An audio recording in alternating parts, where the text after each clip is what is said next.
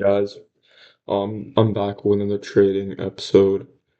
Today is quite interesting because I have a midterm at 3:30 p.m. for heat transfer 2, and I'm looking cookeroonies. Likely gonna fail that shit, but when in doubt, hop on the charts. That'll make your day feel better. Okay, so on the daily, um, we had this really strong rejection wick that we're just rebalancing. Yesterday was a crazy dump. I was expecting us today to maybe have a rebalance move. Looks like we already did that shenanigans stuff. Okay. I don't know, it looks like we're respecting bearish order flow, but then we're also respecting this 4-hour gap as well. But on ES we fully mitigated it. So I'm just gonna be more bearish on the 4-hour here.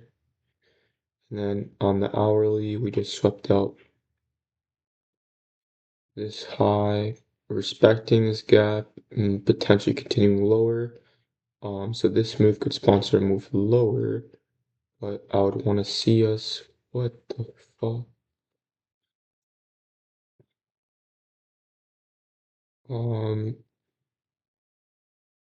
so like going to market open, I can see us respecting this move, which could sponsor a move higher. Um, but then at the same time, because the 4-hour is also bearish, I do want to lean more bearish as well. I'll just have to wait and see.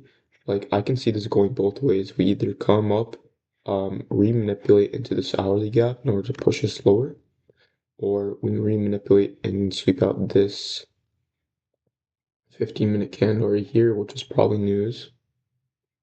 The news candle, pushing us higher. So I think either way, both of these moves would be solid here.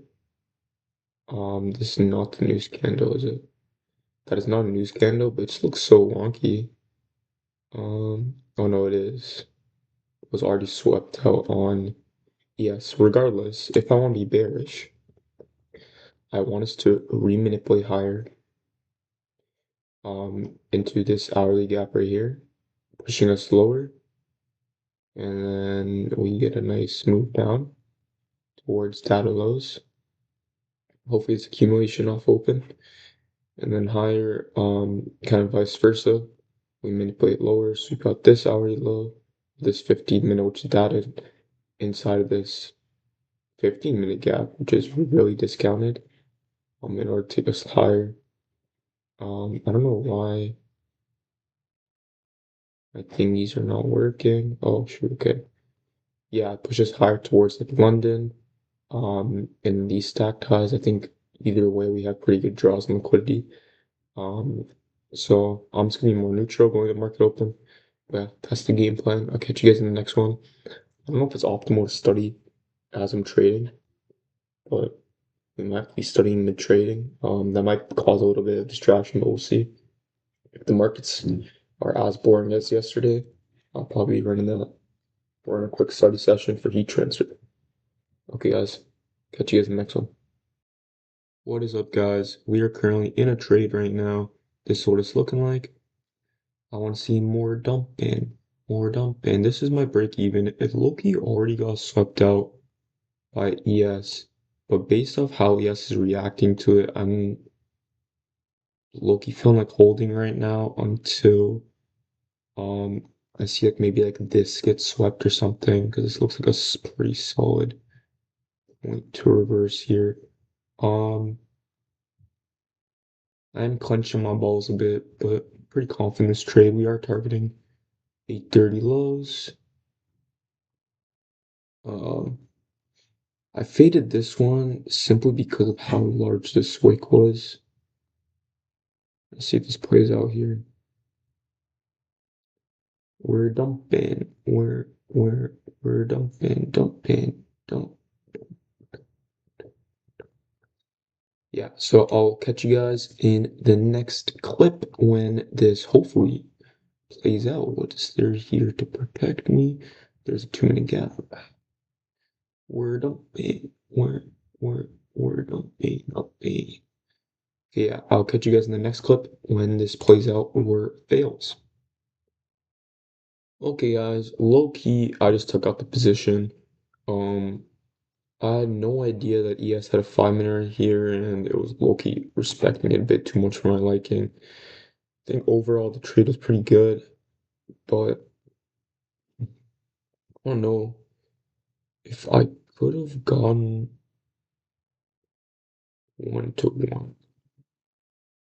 No, not really. Yeah, it's quite unfortunate. I did lose a bit. It's $55, which isn't even that big of a deal to be honest. But yeah, like I thought that this internal low wasn't that big of a deal, but it is inside of a 5 minute gap, so now I'm kind of more iffy about it. Luckily this wasn't even my catch, I would have just held, but I just looked at our Discord and it said one of them said that ES had a 5 minute, I gotta pay more attention to ES. But yeah, I just took out my position there. We'll see what the next move is. If we want to respect bullish here, we could just leave this 830 data low below. I'm still confident in shorts though, just because like I guess higher time frame. Let's see, higher time frames respecting this bullish gap right now. Bullish targets could be this low resistance right here. So we'll have to see. This long I can't really take because it's not really displacing out of anything. So I have to wait for a setup here and see where it takes me. Mm, yeah. Okay, guys, I know I'm stopping and pausing a lot, but it looks like the trade potentially would have played out, but we'll see here. Um, I still stand by my position of breaking even because, bro, ES did not really look like it was going to inverse this gap, but now that it did, I could see maybe 10 a.m. manipulate higher first, sweeping out this low resistance, and then hopefully continuing lower so I can get a re-entry. Um, but the other scenario would be maybe we create like a 5 minute gap, which would be playing off these 15 minutes, so it is sponsored. I don't know how much we're gonna accumulate before we sweep out all this low resistance, but if we do, this would be the 5 minute gap tap that I would be playing off of right here. And this would also be a pretty valid trade in my eyes because on ES we finally inverse that gap. Um, and then we would just need a little accumulation, manipulation, distribution type move to data lows. But that's, I feel like, pretty unlikely. We'll see what happens though. Um,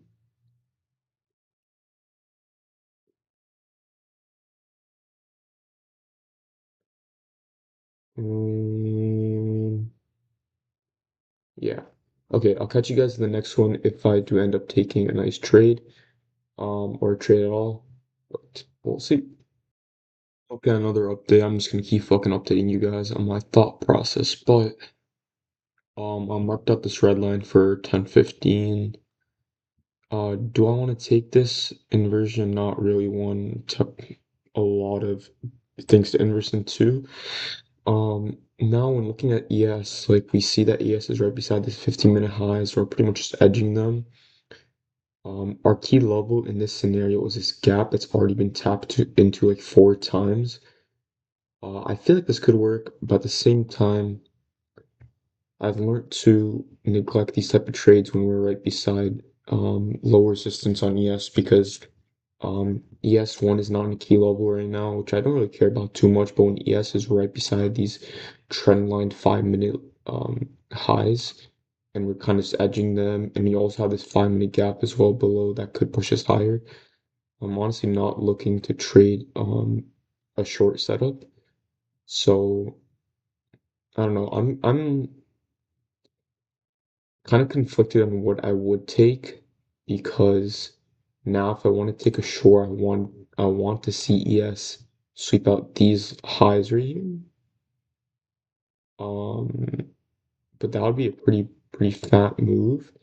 And then for key levels on Nasdaq, we don't really have one until we go and take out these highs, which are the highs that I'm worried about on ES. Um, so it kind of is conflicting. If we have like a really big move by 10:30, I can see that playing out potentially. For longs, there's once again no setup unless we come in and we sleep this low, being data highs. It kind of looks like we're holding bullish on ES, so I could see that playing out. But once again, we're just kind of in this weird ass range. So two scenarios: we come up and we um get inversion downwards, or we do the opposite here, take out data low, which is the low I was targeting, and then we continue higher after.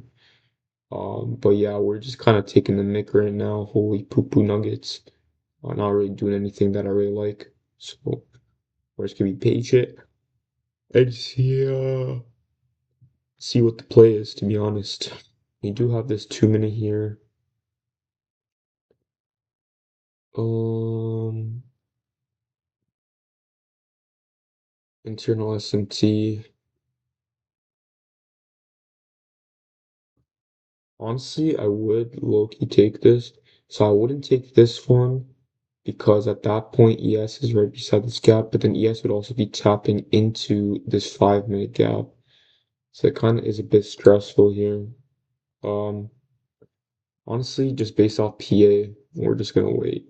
I'm not gonna take this 2 minute. I'm gonna stick to my thought process. Not take any bullshit trades unless I somehow after this recording and see so much conviction in this 2 minute, then I'm not gonna take it. We are just accumulating on ES as well, so it would just not be ideal. Okay, guys, I'll be back. Okay, guys, I did something, and that last clip's gonna be super confusing, but let me explain to you why I decided to take this 2 minute. I was literally saying I was gonna take it, and then I just took it. Phil was horrendous, but still caught a W. Um, Pretty much what I was worried about was this 5 minute. But what do we have? We have an internal SMT, which I really fuck with. We're still respecting this 15 minute. But the key level is low-key mid there, but it doesn't really matter. And after seeing this displacement on ES, we're inside this 5 minute and we're displacing through it. Like if you watch the live candles, it would make more sense. But we're just displacing through it and we're not really giving too much wick or rejection. So in the back of my head, I'm like, okay, I wanted to see this 5 minute get inverse first before I took 2 minute, but we just didn't inverse it. But we had such a small wick. And then I just saw it displacing through even more at the time my entry right here, I saw us displacing through this 2 minute like crazy, and at the same time on ES, we're just disrespecting the fuck out of this 5 minute. So in the back of my head, I'm like, okay, internal SMT, we're disrespecting this 5 minute clearly. We haven't fully inversed it, but that's enough confirmation for me to be like, okay, we want to go lower towards this low resistance plus this data low. Higher time frame wise, we're respecting this 15 minute, and we have a massive SMT. Do we have massive? We don't have a massive SMT, but we just have an internal SMT. And on NAS, we're expecting a key 15 minute gap that we've constantly just rejected off of, like repeatedly. That was kind of the ideology behind the trade. I did want to see bearish runs almost the entire market, which is why I took this trade. And now we have a massive bullish SMT, so there is a scenario where my opposing trade could also work, but you can probably take like the opposite of this trade right now. I probably would want to see something like this get tapped into first, and then you can probably take this 1 minute higher. But yeah, I don't think I banked too much on this. Damn, I did not risk that much, but I'm honestly not trying to risk too much right now. I'm trying to build more consistency. Me and my brother talked, and honestly, I'm not a fucking profitable trader to be trading like $600 every single time I take a trade. So I am looking to risk a bit less. Maybe on the first couple trades, if I'm consistently banking, then I might see myself risking more. But for now, I'm just not trying to risk too much um, in these trades. But for this trade I made, hopefully this doesn't actually should do anything. $232? No. think I made like, I don't even know. Regardless, who really cares? Yeah. This is just gonna be building good habits and good consistency with my trading. If I keep consistently getting W's and W's and W's and I'm still not progressing too much on this funded account, then I'll probably just up the risk a bit and then see where that takes me. Um, anyways, guys, I think throughout the session, I kind of explained the car time frame, where my head was at, and what I was thinking, so that should probably clear up why I took this trade. You could have maybe held towards these low key. I'm just not gonna be greedy. And we'll see where Monday takes me. I'm gonna go study for my heat transfer exam now. Wish me luck. Um, yeah. Goodbye, guys.